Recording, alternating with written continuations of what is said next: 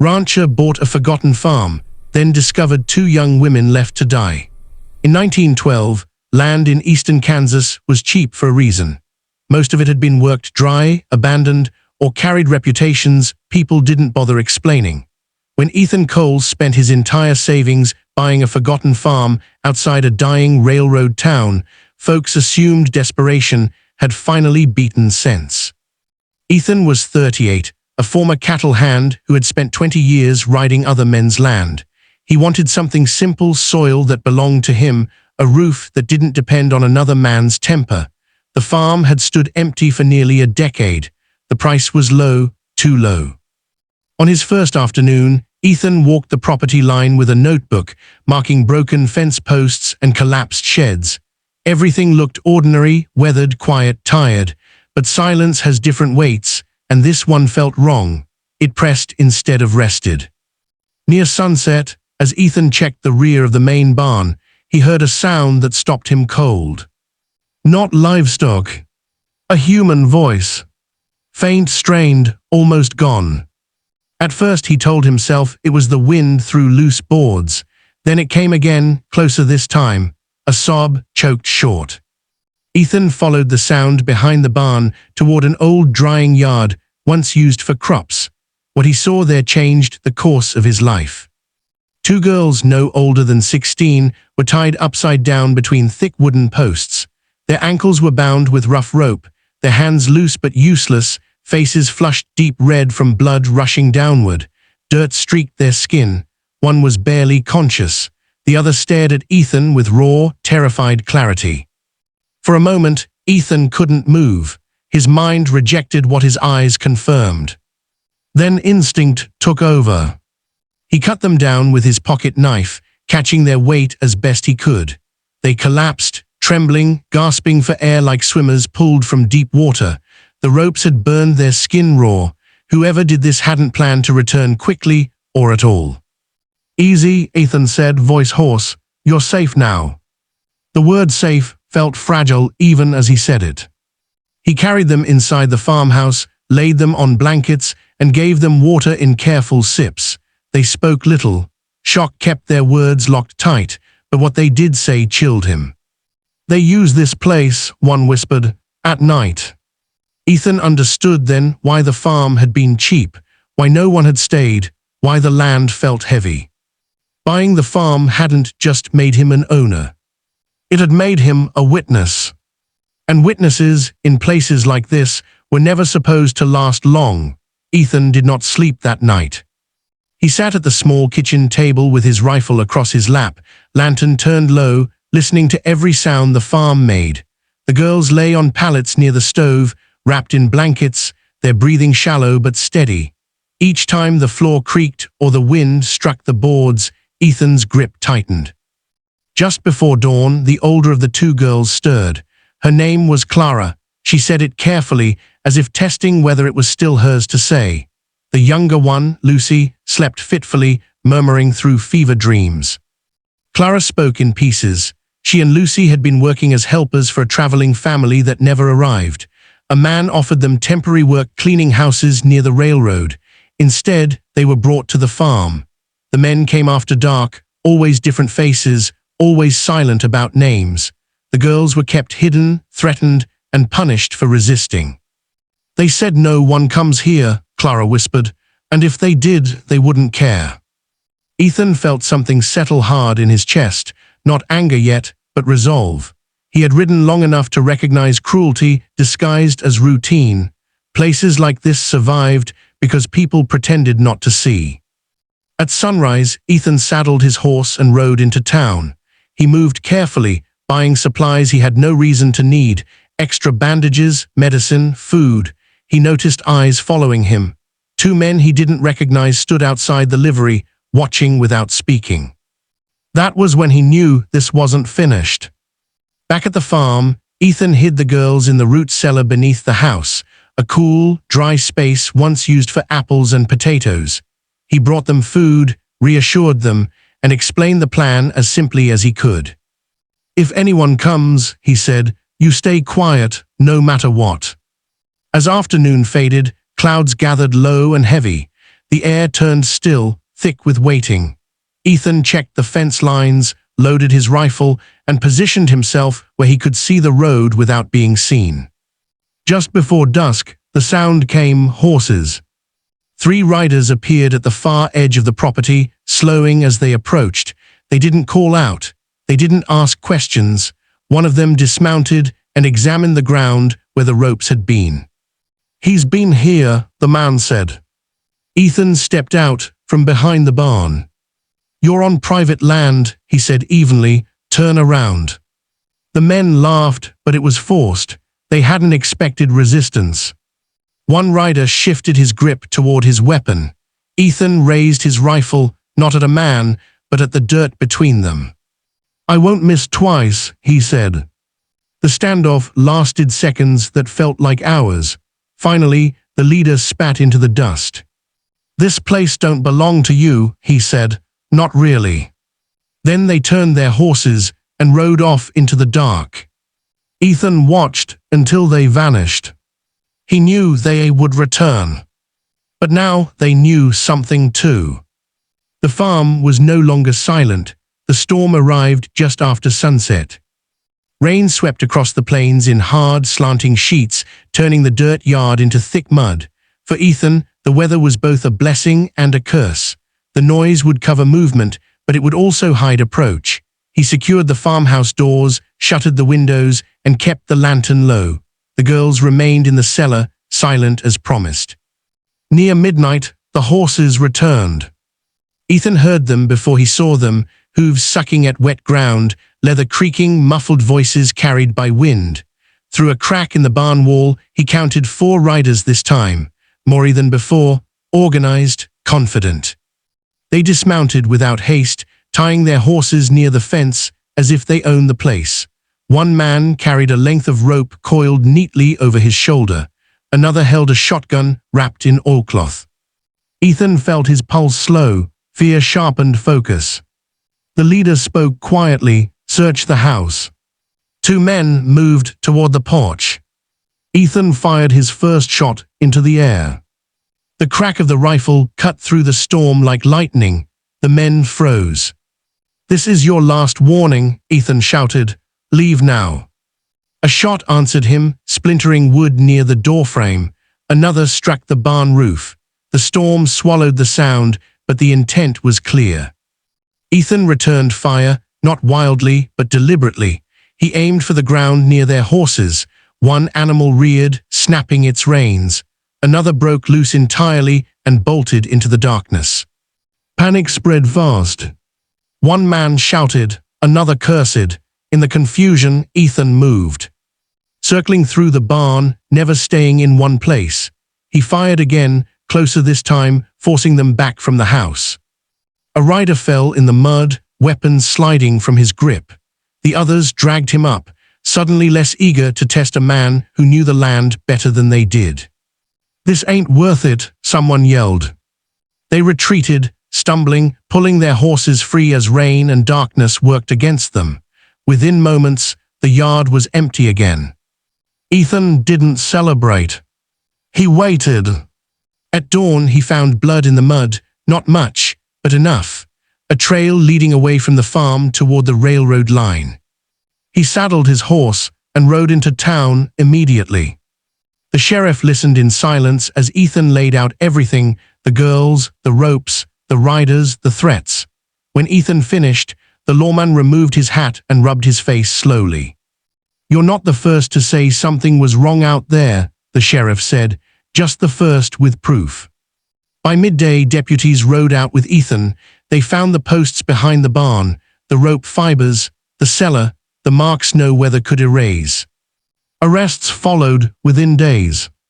The farm's name came up again and again, quietly, reluctantly, men who had vanished, girls who never made it to town, a place everyone avoided because looking too close would mean admitting what they'd allowed. Clara and Lucy were taken into protective care. Before they left, Clara hugged Ethan tightly. "You believed us," she said. Ethan watched the wagon disappear down the road, the storm clouds finally breaking into clear sky. The farm stood still behind him, changed, exposed. It would never be silent again. And for the first time, that felt like justice. The farm did not feel the same after the deputies left. Where once the land had seemed to press inward, now it felt exposed, like a wound open to air. Ethan spent the next few days repairing what had been damaged during the night of the attack. He replaced broken boards, reset fence posts, and filled the ruts left by hooves and boots. The work kept his hands busy, but his thoughts stayed restless.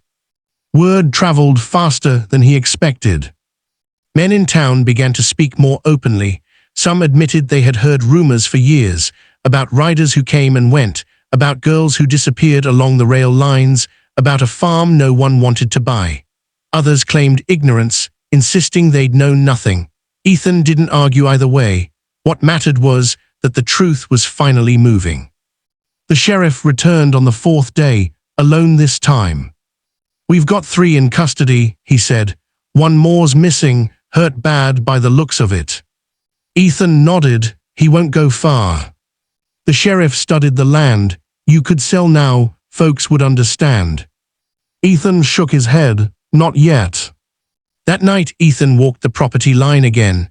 Near the drying yard, he stopped at the posts where the girls had been tied. The rope marks were gone, but the memory remained sharp. He pulled the posts from the ground one by one, stacking them near the barn. By morning, the space was empty. He burned the ropes at dawn. A week later, Clara sent a letter through the sheriff's office. Her handwriting was careful but strong. She wrote that Lucy was recovering, that they were safe, that she hoped the farm would become something else now, something honest. Ethan folded the letter and kept it in his coat. Trouble returned one last time near the end of the month.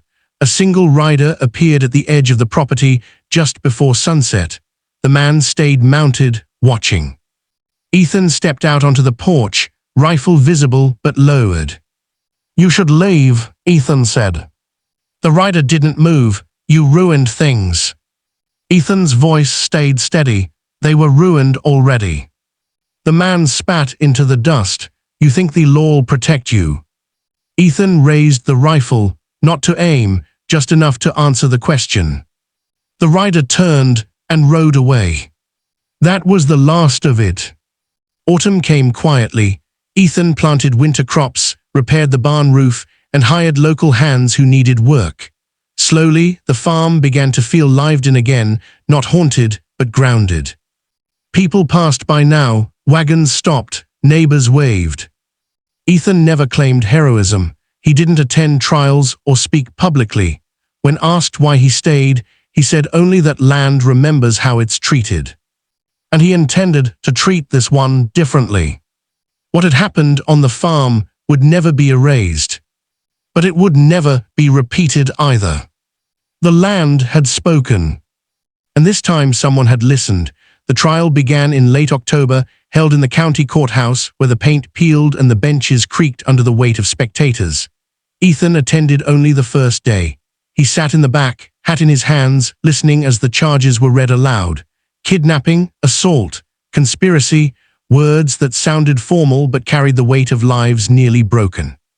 Clara testified behind a screen. Her voice shook at first, then steadied. She spoke of the farm, the nights, the fear of footsteps outside the cellar door. When she finished, the courtroom was silent. Even the men on trial avoided looking up. Ethan left before the verdict. He had done his part. What came next belonged to the law. Back at the farm, winter announced itself early. Frost settled into the fields, silvering the ground at dawn. Ethan worked harder than ever, partly to prepare the land, partly to keep his thoughts from drifting back to ropes and rain and gunfire. One afternoon, the sheriff arrived again, this time with news. "They're going away," he said simply. "All of them, long time." Ethan nodded, relief quiet but deep. "What about the missing one?" "Found him 2 towns over. Wound turned bad," he talked. That night, Ethan sat alone by the stove, the letter from Clara folded open beside him. He realized then that justice, even when it came, did not erase what had been taken. It only drew a line forward. As winter settled in, strangers began to stop by the farm. Some offered work. Others brought supplies or just questions. A few came only to see the place they'd heard about. Ethan treated them all the same, fair, reserved, honest. One man asked, "Weren't you afraid?" Ethan thought about it. "I was," he said, "but fear's not an excuse." By spring, the farm was producing again. Wheat pushed up through soil that had known cruelty and silence. Ethan hired 2 young men from town and paid them fair wages. He repaired the old drying yard and turned it into a storage shed, scrubbing away the past with sweat and time. Still, some nights, he woke to imagined sounds, hooves, voices, the snap of rope. On those nights, he walked the land until the feeling passed. Late one evening, a wagon stopped at the gate. Clara stepped down, older somehow, steadier. Lucy followed, smiling shyly. They didn't stay long. "We just wanted to see it," Clara said, "to know it didn't win." Ethan walked them to the place where the posts once stood. Grass had grown back thick and green. "It's just a farm now," he said. Clara nodded. "That matters." As the wagon rolled away, Ethan stood watching until it disappeared down the road. He understood something then. Justice hadn't come cheap. It had cost fear, blood, isolation, and every dollar he'd saved. But it had given something back. A future that didn't look away. Years later, people would ask Ethan Cole why he never left that farm. He never answered with the whole truth. By 1918, the land had changed hands in spirit, if not on paper. Where silence once ruled, there was routine, plows at dawn, voices in the fields, wagons rolling through on their way to market. Children passed along the road now, cutting across the edge of the property without fear. The farm no longer felt avoided. Ethan aged quietly with it. His hair went grey at the temples, his shoulders stiffened, but his work never slowed. He expanded the fields, added a second barn, and took on seasonal hands when the harvest demanded it. He paid fair wages, insisted on daylight work only, and never locked the cellar door again. People noticed. The farm became a reference point, spoken of not for what had happened there, but for what followed. When someone needed work or help, they were told, "Try Cole's place." Ethan never corrected anyone when they praised him. He also never denied what the land had been. One summer afternoon, long after the trials were forgotten by most, the sheriff, older now, walking with a limp, stopped by for water. They sat on the porch, watching clouds gather in the distance. "You know," the sheriff said, "some folks still call you a hero." Ethan shook his head. "I just didn't walk away." "That's rarer than you think," the sheriff replied. When the old man left, Ethan stayed seated, listening to the cicadas. His thoughts drifted, as they sometimes did, back to that first evening, the cries behind the barn, the moment of choice. He had learned something since then. Evil did not always arrive loudly. Sometimes it settled quietly, counted on habit, depended on people being tired or afraid or convinced it wasn't their place. Stopping it didn't require strength so much as refusal. In the fall of that year, Clara wrote one final letter. She was married now. Lucy had started school. They were building lives that did not orbit around survival anymore. At the bottom of the page, Clara wrote, "The land didn't save us, a man did." Ethan folded the letter and placed it in the same coat pocket he'd used all those years ago. When winter came, he prepared as always, firewood stacked, tools cleaned, fields marked for spring. On a cold morning in January, Ethan saddled his horse and rode the fence line one last time, checking posts, greeting the land like an old companion. He died quietly not long after, in his sleep, without ceremony. But the farm remained. It passed to new hands who knew its story, not as a warning, but as a standard. No one ever used the place for anything hidden again. No one ever claimed ignorance. Because once, when it mattered, one man had chosen to see. And because of that, the land remembered.